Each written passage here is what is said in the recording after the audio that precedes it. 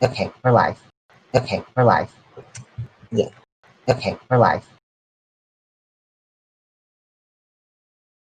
Okay, we're live. Yeah. So, The Strange Ones by Jeremy Doucet. It's a graphic novel. Did you get a chance to finish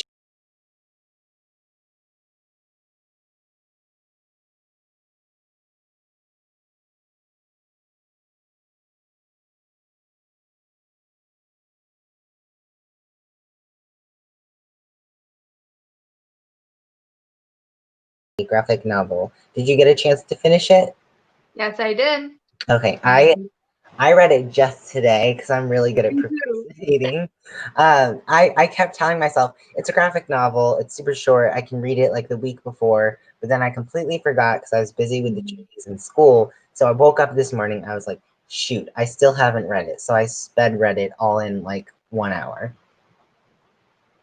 Do you want to hear my confession then? Sure. I read it starting at 6 p.m. It's now 7. Yeah. I mean, so I guess the first thing, novels are like you don't really have to read it. Like, yeah, huh. yeah. Okay. The first thing I want to ask is, what was your final rating? You first.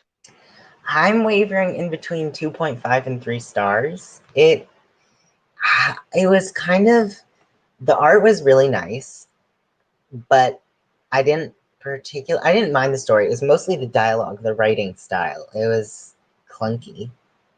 So I don't typically read comics very much just because I have so many books sent to me and I'm so far behind. I I'm not I didn't really feel connected to it. Yeah. Like, they were like the weird ones, and it was this big thing that they found 2 people as weird as them. And I'm like, why are you weird? If you Yeah, were they didn't really go into that. Like, and I personally, it depends, but like the cliche of the main character is quirky, it can get annoying. So I feel like, but I felt like you need more quirk to yeah, counter quirky. there wasn't any really quirk. It just felt, I think with the male character Frank, I felt like he was on the quirkier side than what's the other one?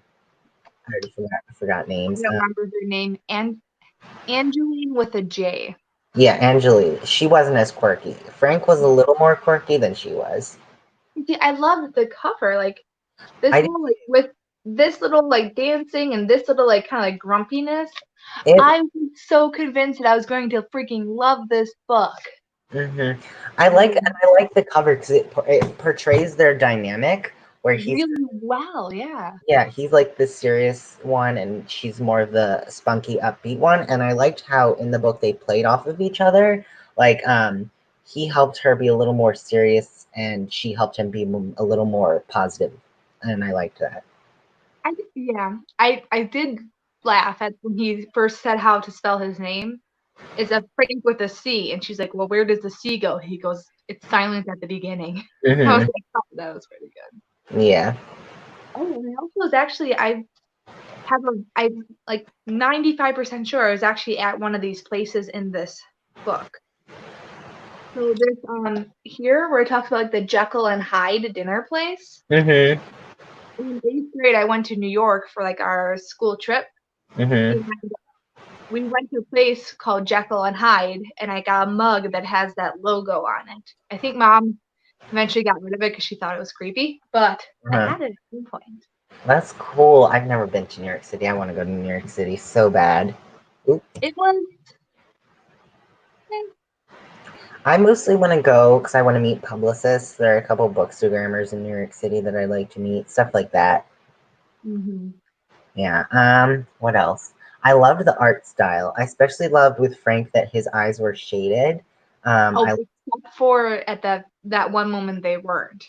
Yeah, and I liked that. I liked that because it felt so symbolic to me. Yeah, I thought there's gonna be more.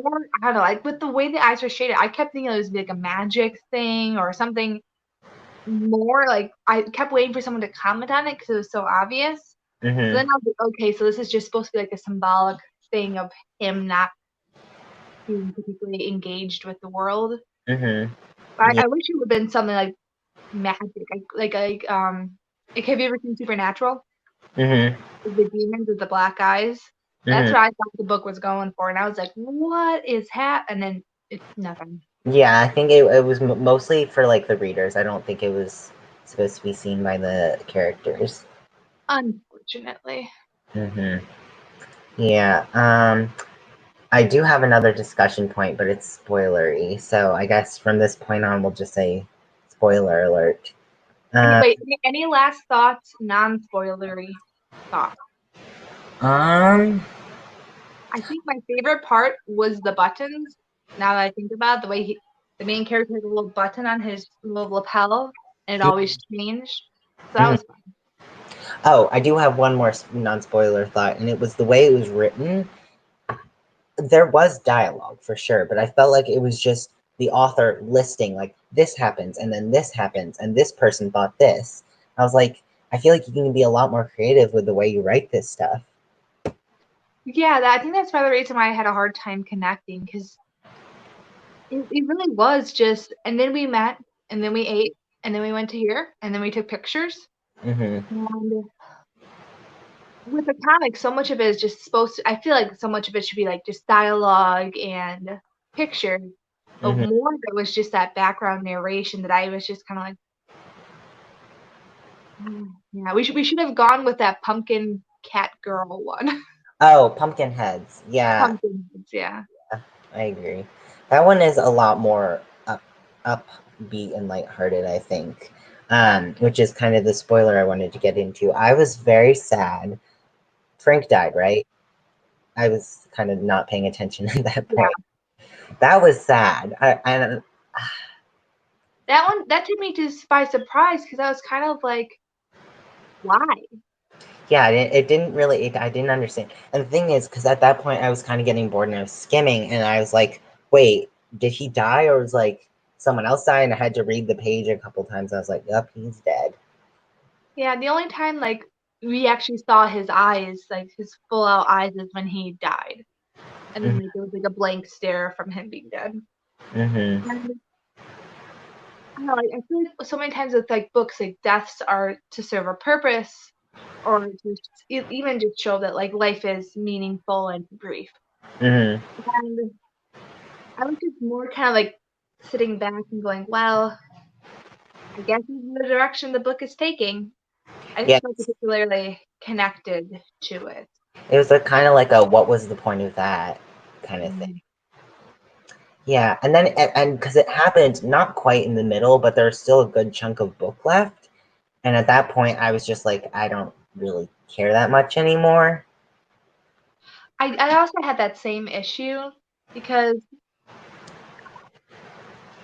one second, I almost got sneezed. Hmm.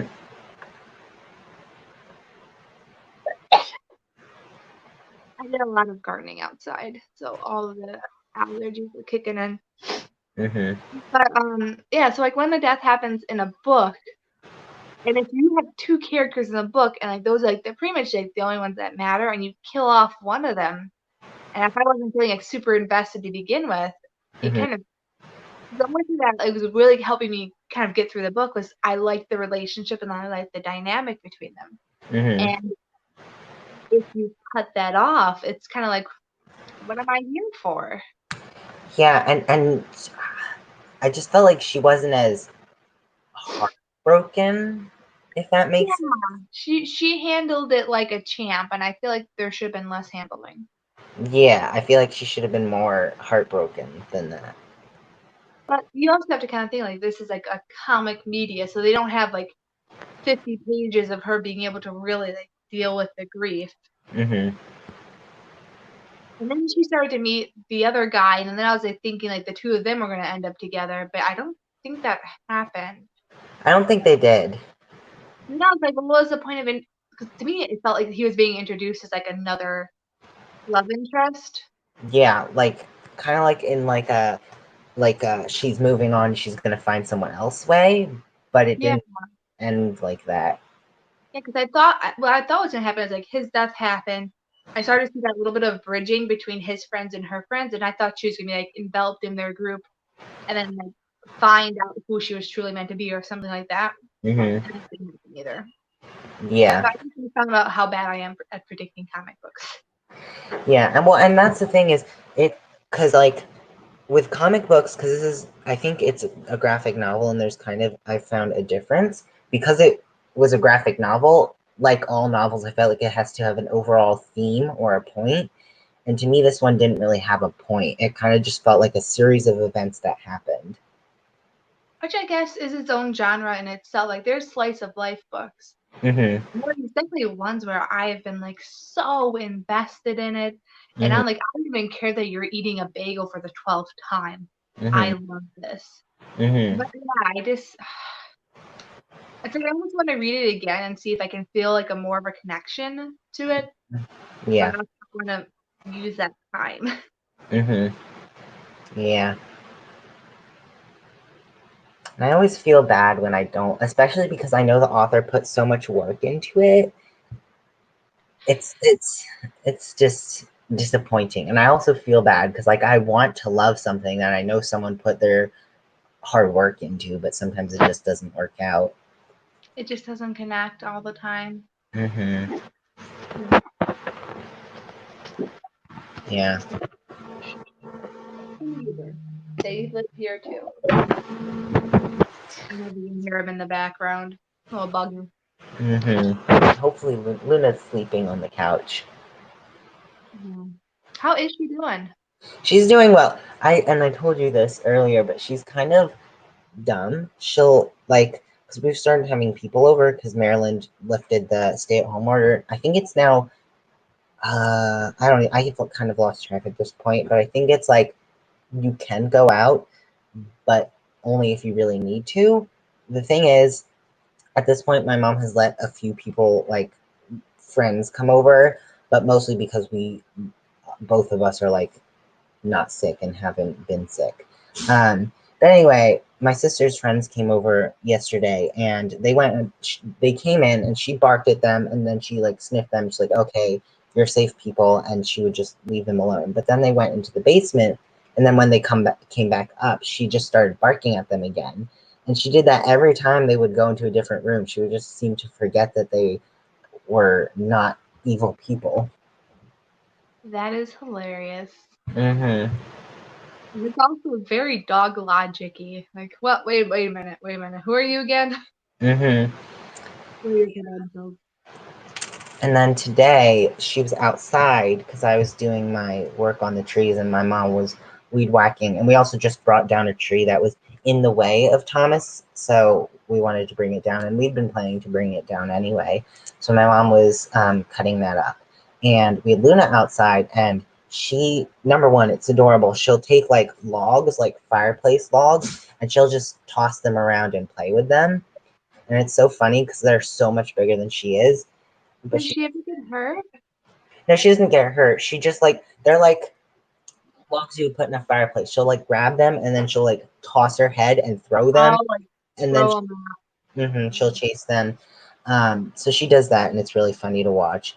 But also, she digs. We found that she'd been digging a huge hole, and so she just ran up to us, and she's like, "Look at me! You guys need to be proud. Like, look at this huge thing I did." But we were like, "Luna, we don't want you digging holes in the garden."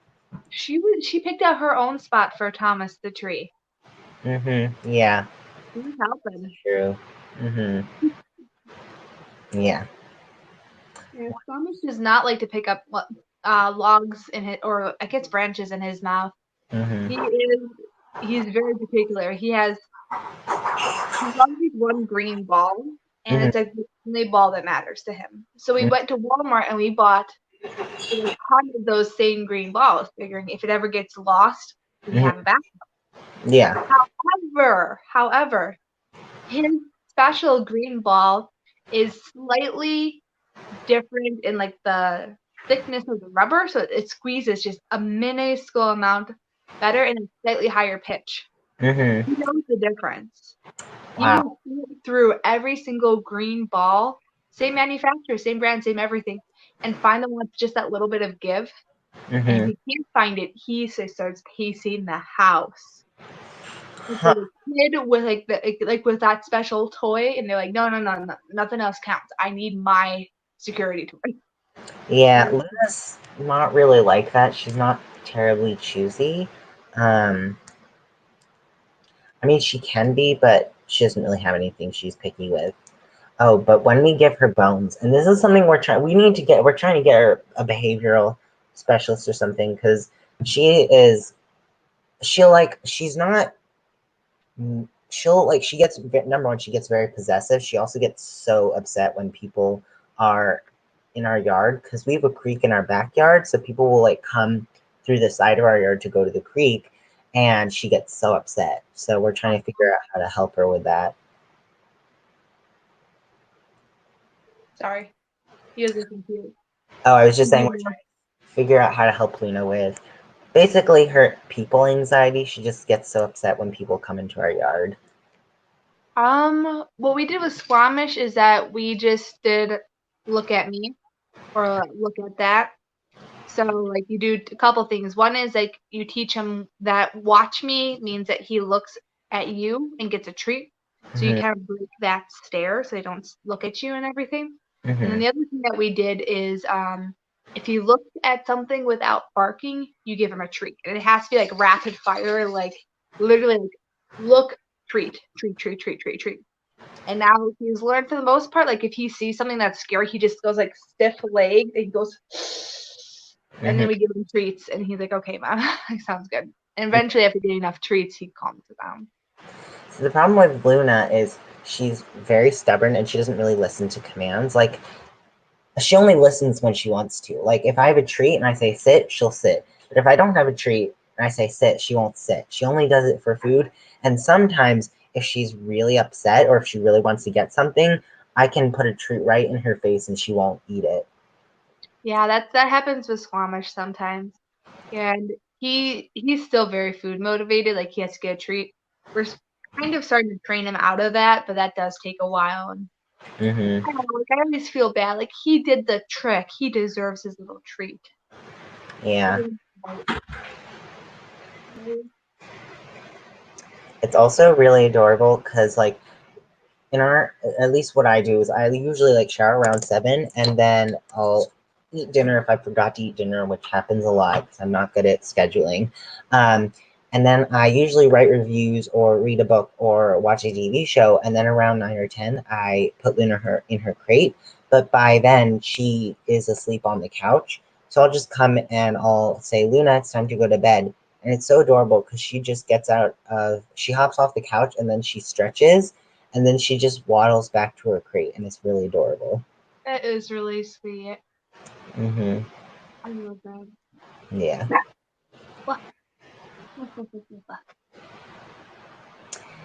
Yeah. I haven't been reading that much because, at least over the past week or so, because have you heard of the TV show Schitt's Creek? I've heard of it, yeah. I haven't watched that. I've been watching Avatar. Yeah. I started watching it, and it's really good. I love it, and it's really funny. So I've just been watching that, and usually what happens is when I find a good show, I just binge it all in like a week or two, and in that week or two, I don't really read. Oh, I see. I've been busy working with my videos, so I haven't had a chance to read recently. And Yeah. I really need to do because I have such a long PBR. Mhm. Um, but like this video has been just taking up so much time. And Mhm. I was thinking like, I could probably do like weekly versions of this, and I'm like 2 weeks minimum, 3 weeks probably a little more likely, just because it takes Yeah. so much coordination to do this. Mhm. And Yeah. I'm really excited about it. It's almost all done. I just have to figure out that blurring thing because someone's license plate was in one of the bits. Mhm. Get that out of there. And yeah, it's working out really well. Yeah. Right now, my TBR is at 1. I have Oh, one. don't brag. Yeah. Um. Right now, the only publisher that is sending me books is Forever. They're an imprint of Hachette. They send romance books. And right now, I think, as far as I know, the only company that has continued to send me books in quarantine is Hachette. They took a pause and now they're sending books again. Oh, things are slowly coming back on track, so hopefully there'll be more books coming out. Mm-hmm. Yeah, and then just for right now, I'm just reading because I have Overdrive does like they have a wish list where you can bookmark books that you want to read. So I'm going through that, and I'm so sad because Emily Henry released her book Beach Read, and I had it the day it came out, but then I accidentally returned it, and so now I have to wait 6 weeks for it to come back. It's better than 6 months. I'm sorry though. Yeah, There's and really no way to fix that, is there? no, there isn't. I mean, and the thing is, because like they do. Are you sure you want to return? And I clicked yes because I thought I was returning something else. It was just so sad. Um, Yeah. that's happened to me once with like actually a couple of times with Goodreads reviews where I've accidentally deleted them. Because when you like update it on your phone, sometimes those buttons are so close, and I sometimes just go on autopilot, and I'm like, oh yeah, that's it. Mhm. I got rid of a couple of my reviews that way, which was a little sucky, but oh. I don't know if I've ever done that. I have accidentally like put them in the wrong shelves before, but I don't think I've ever deleted a review. Um. It was my review for Animal Farm, and whew, Animal Farm, their fan base can be pretty dang toxic. Mhm. We had like about 300 or so comments on it about like my intelligence and everything. It was like, wow, people feel very strongly about this book, and Yeah. it was honestly a little bit of a relief once it was gone because I just didn't have to deal with it anymore. Mhm. Yeah. Yeah. Oh, that reminds me. Someone, because I was editing my shelves, and halfway through it, I realized I realized that it's gonna all of my reviews are gonna end up getting floated, and so I tried. I put on like I said, currently editing my shelves. Sorry for all the updates, and Remember that, yeah. So I'm yes. like, who's this currently guy? Mm-hmm. And someone commented, they're like, "Are you a computer? How are you reading all these books?" I was like, "Well, if you read my name, you'll see that like I'm editing my shelves. That's why all these updates are coming out." Yeah, I've gotten that too because like once a month I do that reading vlog, and I also like if I mention the book in the vlog, I'll put a link to my reading vlog in the Goodreads review. Mm-hmm. And I had this one girl who got furious at me, and she's like, "I can't believe you're updating this much. My feed is overwhelmed by you. You need to stop." I saw that. Oh my goodness. I was like, And I was just like, I mean, I'm sorry. And I didn't want to sound like I ended up not engaging with her at all because obviously, but part of me was like, I have over 100,000 followers. I'm not going to change just because one person says it's a little bit annoying that her feed got overwhelmed. Like, there's the unfollow button if it's like that big of a deal to you. I agree. And also, Goodreads lets you do, you can filter out your feed. You can do like top friends, and people I follow. Um, and I I feel do that. like, Like, um, oh gosh, I feel like I never use my feed. I didn't know that. I've always been like, wow, there's so many people who I don't know on here. I I should don't, have. I don't really use my feed either. I'm like if I want to see like a certain person's updates, I go directly to their profile. And Yeah. most of the stuff, like the reviews I like, are through a book. Like if I'm like, oh, wonder what this book's about, I just like all the reviews that I see. Yeah.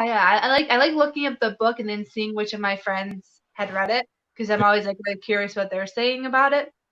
And Mm-hmm. that's actually the reason why I was able to keep reading Lee Bardugo's recent book because I had picked it up and I'm like, I hate this.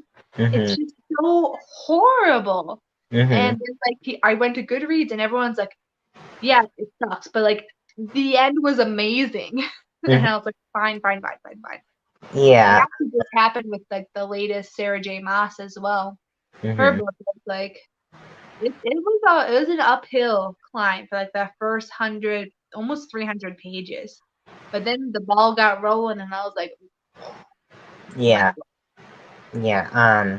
And also Goodreads, I think it's only on desktop, but you can search reviews like for certain text. Like sometimes I'll like in the search bar I'll do like trigger warnings so I can see what are the trigger warnings, stuff like that. Oh. Yeah. It's Um, interesting. Yeah, I do Control F, but that's mostly because when I'm writing a review and I'm like, shoot, like, I know that there's a name. I know it's something with an F, and I like look for like the names in people's reviews so I can remember it. Yeah. And then, like, when I write my reviews, I have a format, and I think it seems that you have a format too. I'll do like, I'll do a picture if I have a bookstore picture, and then I'll do in italics, like, many thanks to so and so for sending me a copy. And then I do like a block quote, like a quote that I feel sums up the book or sums up the feeling of the book. Mm-hmm. And then I do like a mini reaction, and then the summary, and then the rest of the review.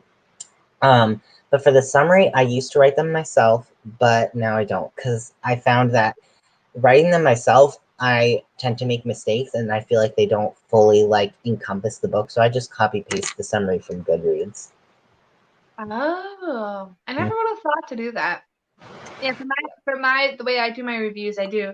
So like my new thing is I'm trying to have a bookstagram picture for every review I'm writing, and I'm up to April of this year, and I Mm. have like I think I'm still at like 33 or so.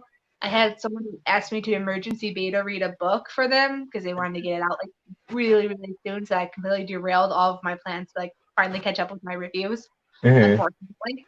Mm-hmm. But so like I have like the picture and then I have quotes and then I have summary with more quotes in it. And at the end I say my thoughts and at the very end I'll say like whether or not I was given a copy. Mm-hmm. And it's just like instinct at this point. Like I feel very weird if I'm not using that formula for writing my reviews. Yeah. And I also have like a bottom line, which a lot of people seem to like. I'll do like age rating, and I'll do like R, PG-13, PG. And then I do content screening, like I'll do how much violence, what were the positive messages, sex, Hmm. language, drinking, and drugs, and then I do content and trigger warnings, stuff like that. I kind of debated doing that, but like I have so many reviews out there already that I don't want to go back and redo it. So Yeah. I need to go back to all of my reviews now because I also have like a byline with like my Twitter handle, Instagram handle, and Snapchat handle on it, and YouTube. Mm-hmm. And I recently changed all those handles so that they'd be all consistent. So it's all Miranda underscore reads. Mm-hmm. On a side note, Snapchat doesn't let you delete your account. So I have my old account, Miranda.reads, and I said I wanted to delete it, and they're like, okay, we'll deactivate it for 30 days, and then we'll delete it. I Pinterest does that too, and so does Instagram. I don't know how because I've never used Snapchat, but I think that companies will do that. They'll be like they do their best to hide the delete feature because they don't want you to Yeah, delete your. I had to Google it, and I'm like, how do I get? Because like, it just said like, you can deactivate it, and I'm like, I don't want to deactivate. I want to get rid of my account. Pinterest is like that too.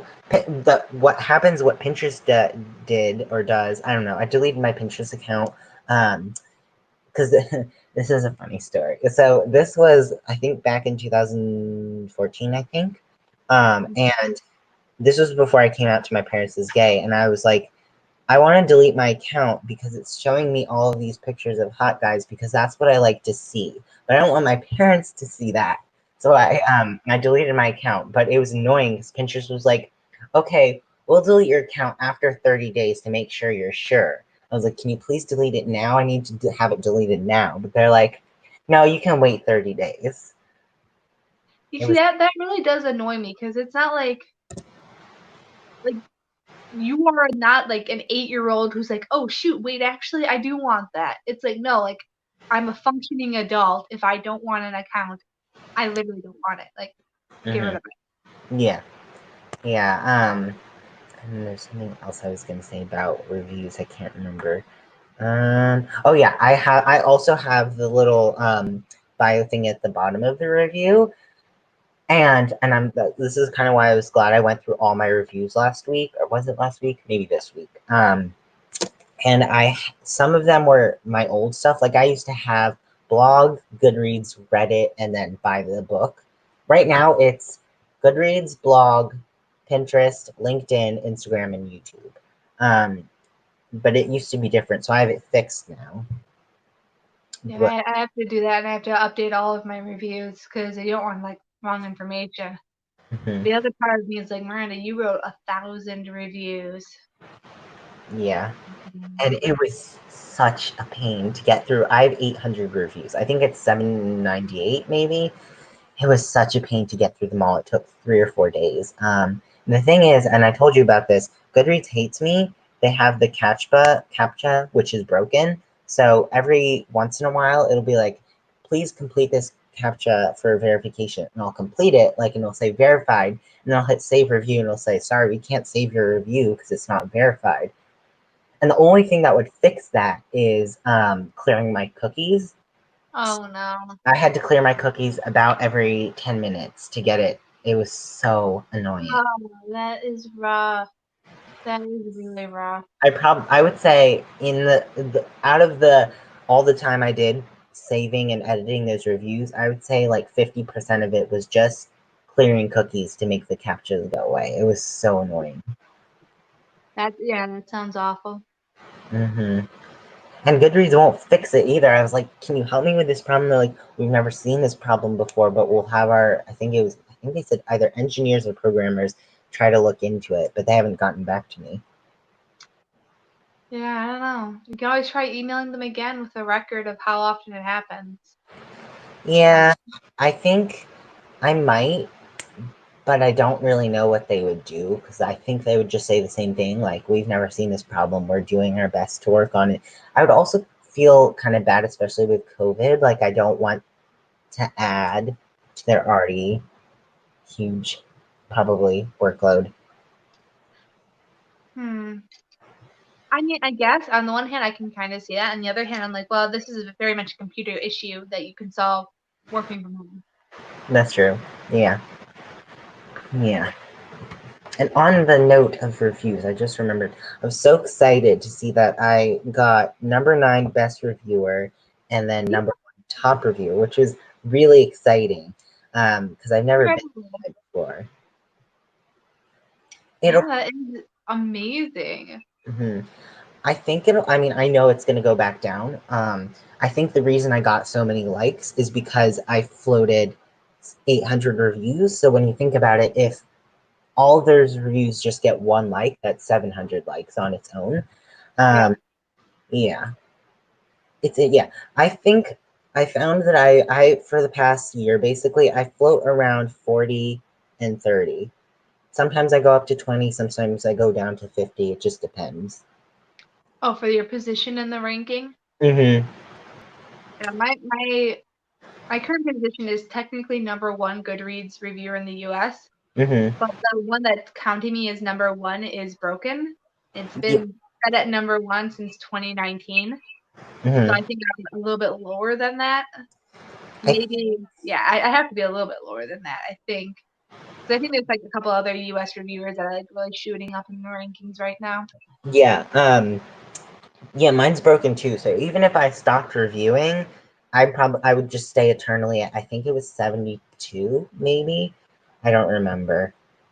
Yeah, Yeah. you can stay up there no matter what, which is awesome. Mm-hmm. Mm-hmm. Uh, yeah. Mine, it just depends. It goes all over the place. Well, now that once they start settling in a bit more, it's gonna be harder and harder for you to move up. And then Mm-hmm. you get to the point where you're like, well, there's nothing really left for me to do here, so I guess I'll just maintain where I am. Mm-hmm. Yeah. Although, I don't know if this is a sign of growth or just a sign of bots, but I have been noticing over the past month or two that I've been getting a lot more friend requests than I used to. Are you on the rankings for most followed at all? No, because I only have 500, I think 500 followers. Okay, so in that case, it's probably because you're higher up on the top list then. That If I makes had sense. to hazard a guess. Because I And I know think once I hit like the top followed, like a weekly thing, then it starts like everyone starts to kind of start following you from there. Well, because and I don't know if they still do this, but when I got my Kindle, my e-reader, and I made a Goodreads account, Goodreads was like, here are these accounts that you should follow. I don't remember the accounts there were. I think they were mostly authors. I saw Otis Chandler. I don't know if he's the founder of Goodreads. I think I saw a couple reviewers. I don't really remember.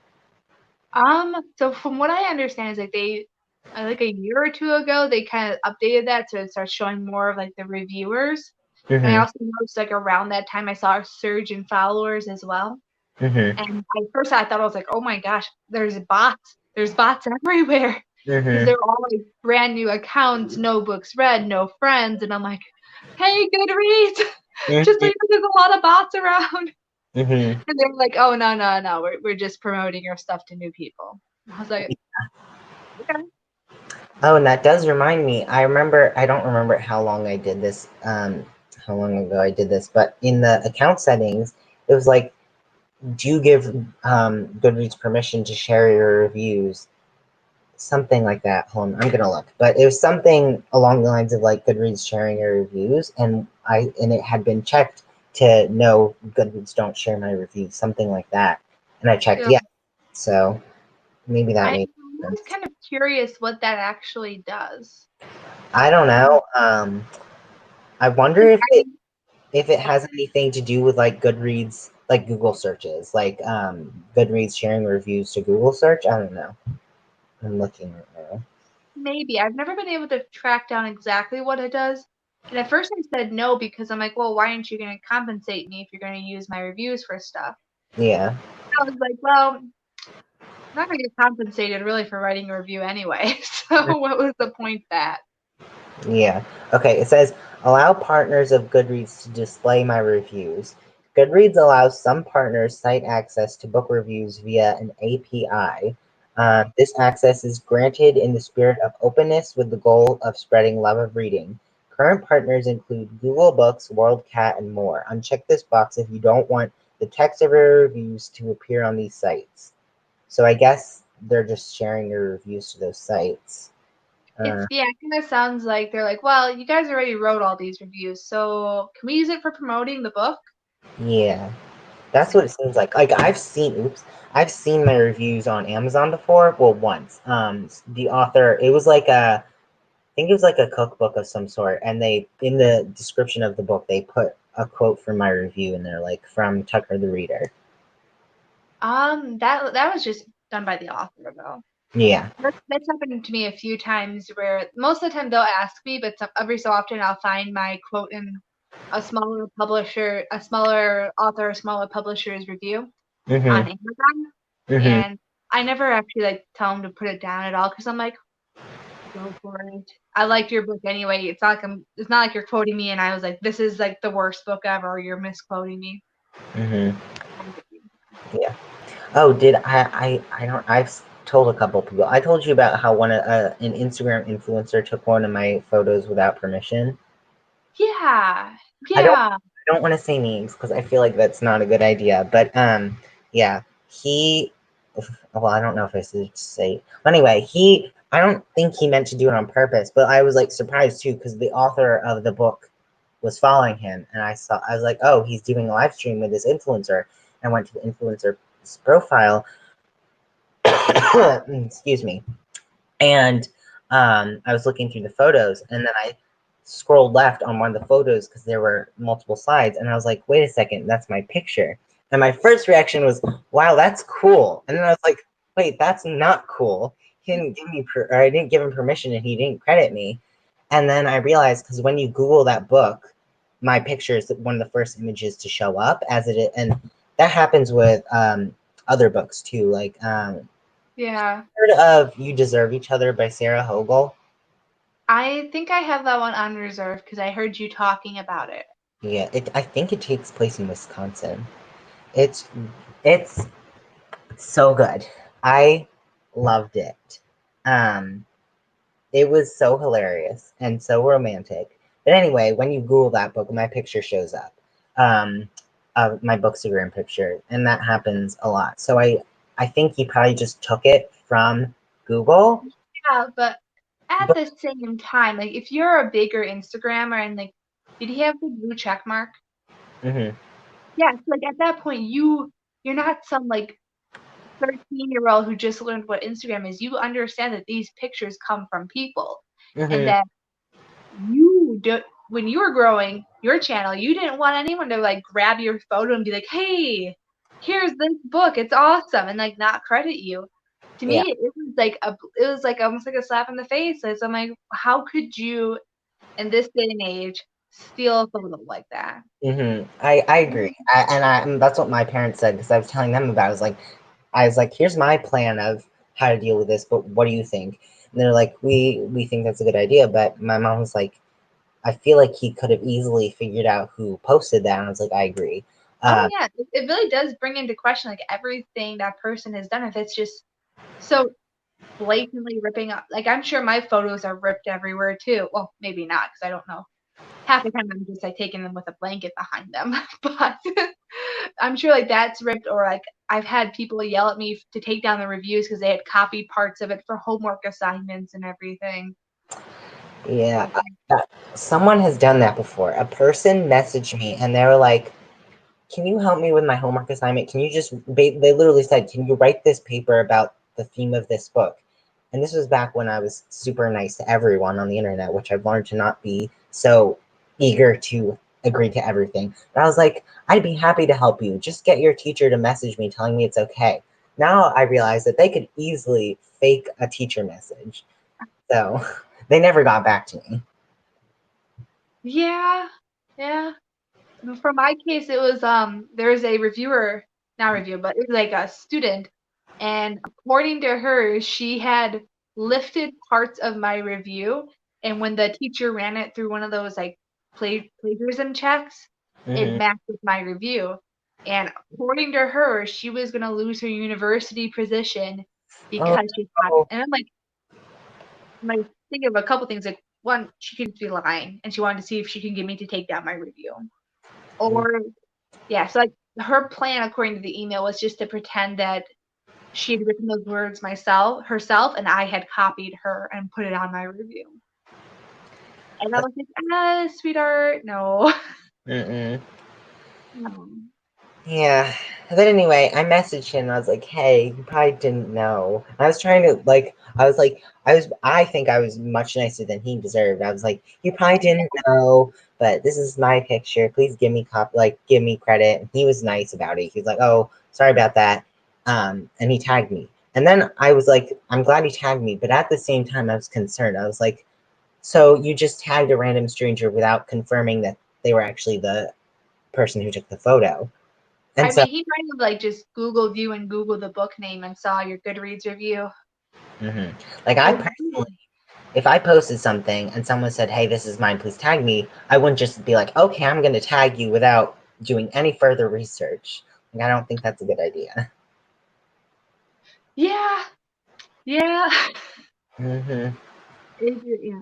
Oh wait, weren't we supposed to be talking about the strange? I think we kind of covered everything about the strange ones. Yeah, I mean, I would just say I think I'm gonna end up landing on 2.5 stars. I would say that it might be worth a try, um, simply because it is well illustrated. I like the style.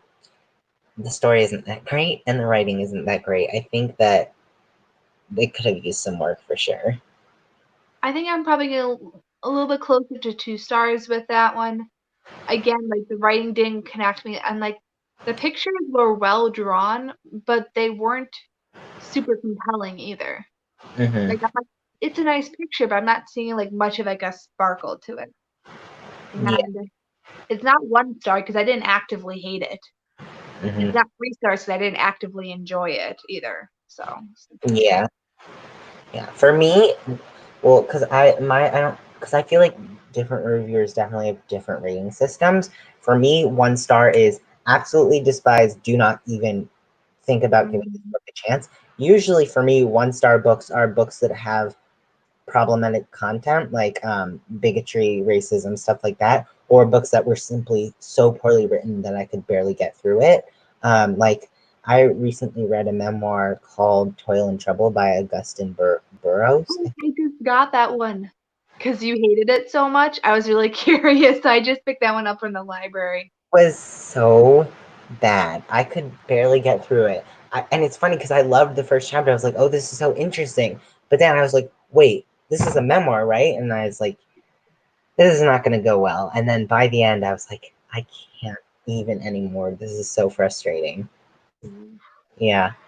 I think because when I was going through my shelves, I had a 1-star shelf, and my 1-star shelf has, I think, 13 books on it. I don't give 1 stars Only? often. Only 13? Mm-hmm. Yeah. Gosh, I think I'm closer to 100.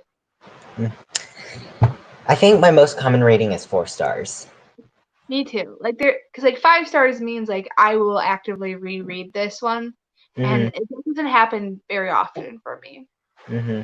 Yeah, 1 star is absolutely terrible. Do not read this book. 2 stars is I did not like this book. I don't recommend reading this book, but it's not like mind-blowingly horrible, and if you read it, I won't like dissuade you. 3 stars is like it's almost like a neutral kind of like I didn't even care about this book. Like it wasn't horrible, but it wasn't wonderful. 4 stars is like I liked this book, it was enjoyable, maybe read again and recommend. And then 5 stars is like mind-blowingly amazing. I'm gonna recommend this to everyone. Yeah, over time, I think my ratings have gotten a little bit easier. Just because like 1,000 books, and me at the very beginning of Goodreads, I was like very, very harsh about where I'm drawing the lines, and now I'm a little bit more maybe.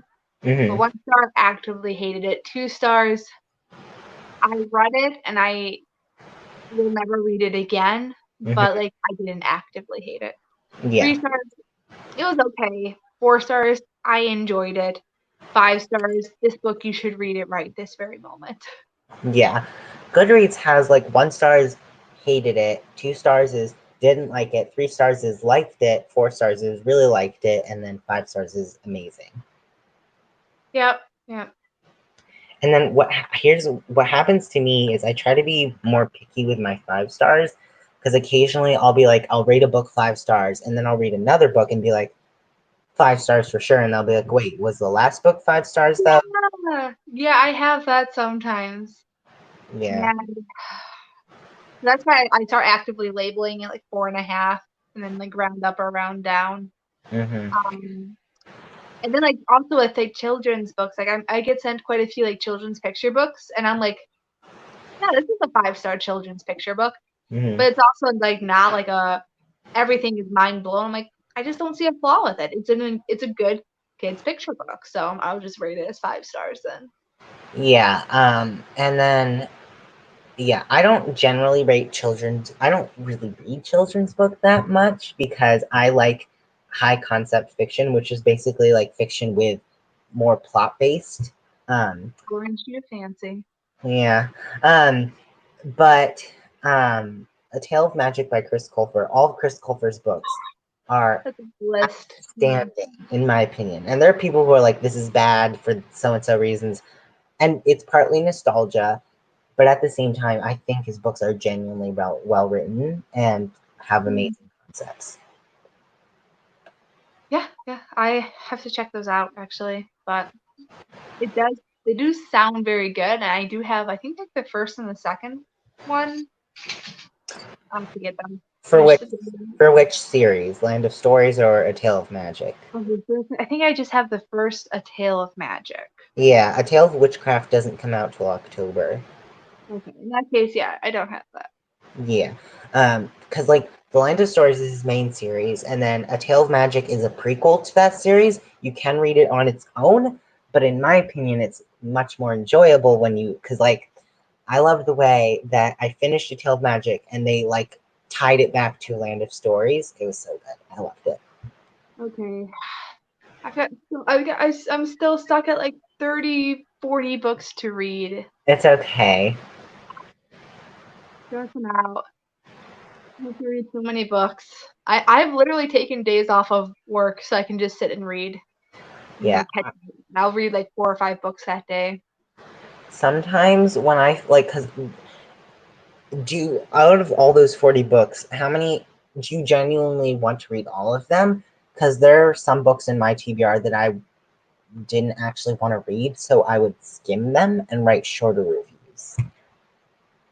So I haven't actually DNF'd a book in years. Like if you send it to me, I will read it no matter what. If it's like a book that is very like icky content, then I might skim it a bit just because I'm like, I don't want these memories in my head. whether or not I will read it. So like, yeah, like I'm interested in all the books. I don't know if they're gonna be 5 stars or not, but I do want to finish them. Mm-hmm. Yeah, I So get I'll be that. reading. I get that. Like, I don't want to say that's OCD because I hate when people are like, oh my gosh, I'm so OCD. That annoys me because It's it's just commitment. yeah, it's commitment, and like for me, it's like a completion. And this is where it is actually kind of OCD for me, at least. Where like when I finished my TBR, I was like, okay, but did I really finish it? And I was like, are there any books that I missed? Are there books like hiding somewhere that I forgot to read? But I just was like, I need to let that go and just be like, okay, I'm done. And I almost thought of it as starting a new TBR in a way. Ah, I like that. Yeah. Mm-hmm. Yeah, I don't even know how many books in my house that I haven't read.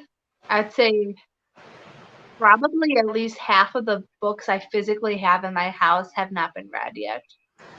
I used to be that way because I have I think 18 bookshelves. I have my bookshelf it sits against a whole wall, um, and I bought so many books just to fill space.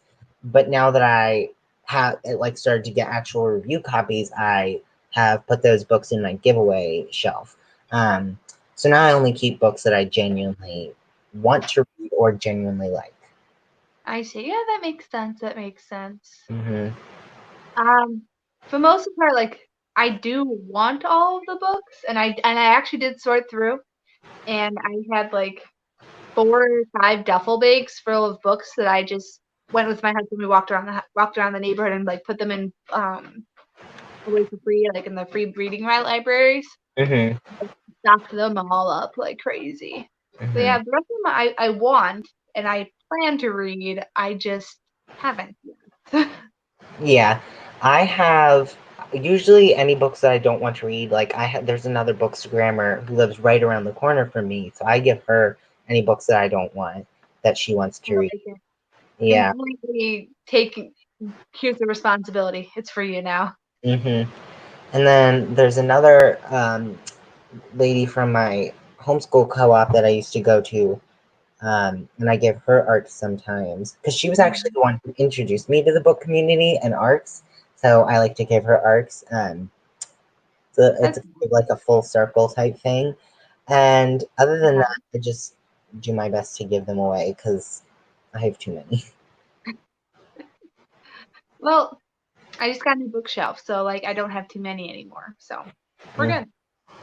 yeah. All right, we have like 8 minutes left. We should probably talk about what the next month's book is then. It's the new Susan Collins one. I always forget the title. The title is too Ballad of Songbirds and Snakes. A Ballad of Songbirds and Snakes. Okay, it's that Yeah. one. I have that one from Hoopla, which means I can read it at any time, which is nice. Um, yeah, which is our pick for science fiction. Which is, It's a I bit. will acknowledge, it's a very loose science fiction. It's Hmm. not what you typically think of when you think of science fiction.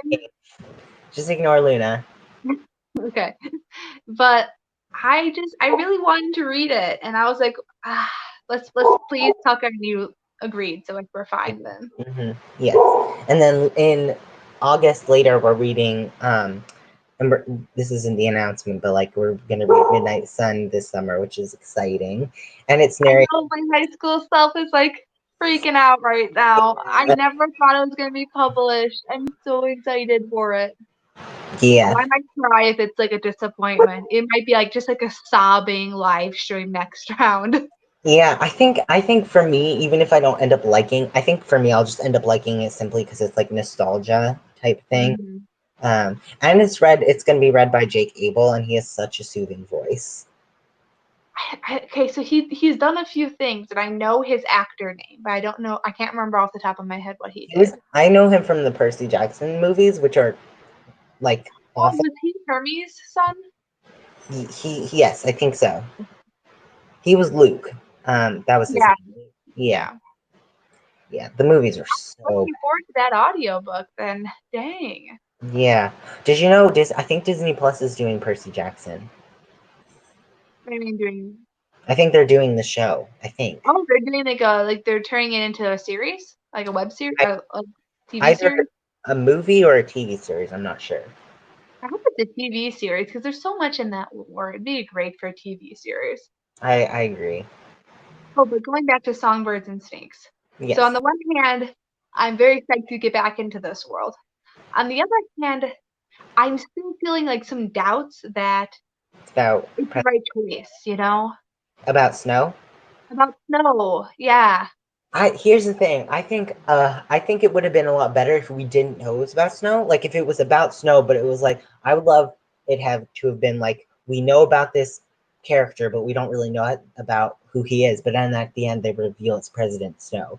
Kind of like Heartless by Marissa Meyer, where it's like a villain story, but That like was really good. I yeah, did not expect to like that one that much. yeah, and a lot of people hate Heartless. It seems that people who hate Heartless loved Alice in Wonderland and are like diehard Alice in Wonderland I fans. didn't like Alice in Wonderland, so it could be I, why I liked Heartless. I read it when I was little and I watched the movie, but I don't really remember it. Emma, one of the Goodreads reviewers, do you know Emma? Um, It's she Emma she G, like uh, Giardio. no, I don't she doesn't have it's Emma reads too much. Oh, yeah. Yeah, I've seen her username float around. Yeah. yeah, she is like a diehard Alice in Wonderland fan, and she didn't like Heartless, so it seems to be like like Yeah. a common thing. People who liked the book Alice in Wonderland didn't like Heartless. Okay. All right. Mhm. So wait, going back. Your Yes, theory, your I like your idea. I I really wanted it to be like Haymitch's trial. Because like that was so interesting in the book, the way he used the force field to like survive and like his Hunger Games. I would have loved some Haymitch Hunger Games in there. That would have been so interesting. I think it'll be a good idea for me to reread the series because I read it in 2017 and I don't really remember Oh, it. it's been a while. Yeah, I read it once in high school, then I reread it like about a year or two ago, and I was like surprised because I had it dismissed it because I was like, well, this is just that typical YA, and then I reread it. I'm like, dang, it's good. Yeah, So I read it not in spite, but like because my mom was like, "You should never read it. It's this horrible, scary book that you won't be able to handle." And then I read it and it was fine. At the same time, I don't really remember it because I was like, I started reading the series right after my cousin's funeral and in the midst of developing a panic disorder. And so, like, my mind was not in the state of mind to be reading that series, so I don't really remember it. so I definitely suggest rereading it. I think it really holds over time too, so I think you'll like Yeah, it. I think so But too. like, the one thing is, I was never curious about Snow. I was like, okay, he's evil. I I never had like any desire to find out his past or anything. I'll be so annoyed if she tries to like make Make him good. yeah, like if Yeah, she I tries to hate. make us feel bad for him. Yeah, no. Can we just have an evil character that's evil? Like, I do feel we like have to create backstories for every single one of them? yeah, like with Queen, what's her name from the Lunar Chronicles. Yeah, that one. I really like that one It actually. wasn't bad, but I don't really remember it, but yeah. From what I remember is like she was always evil, and even in the story she was evil. But you kind of understood where her evilness came from. And Mhm. it never tried to portray her as this like super sympathetic. It was just kind of like that's where she got it from. Okay, this kind of makes sense now. Yeah. But yeah, that was good. That was like one of the very few times where I'm like, this is a companion novel that needed to be written. Because Yeah. like, there's so many things that she did that I was just like, okay, that doesn't quite make sense. But then Mhm. I read the novella and I'm like, yeah. Mhm. And Yeah. it's one of my favorite series that got better with age. Like the Mhm. first book, second book, third book, wow. Fifth book, you're like, fourth book. It was just like anyway, it just went up and up and up, and now it's I impressive. agree. Yeah. Have you read Wires and Nerve? It's the graphic novel. I haven't read the graphic novel. I didn't It, realize there was a graphic novel out yet. it's good. Yeah. Yeah. Okay, I have to put that on the list because I did really enjoy it. Even like this collection of short stories, that was really good. Yeah. I agree. Okay, we have a minute left. Any last thoughts, Tucker? No, I mean, this definitely went better than last time. Well, maybe that's because somebody remembered to actually share the live stream. Yeah, maybe that. Yeah. Yeah.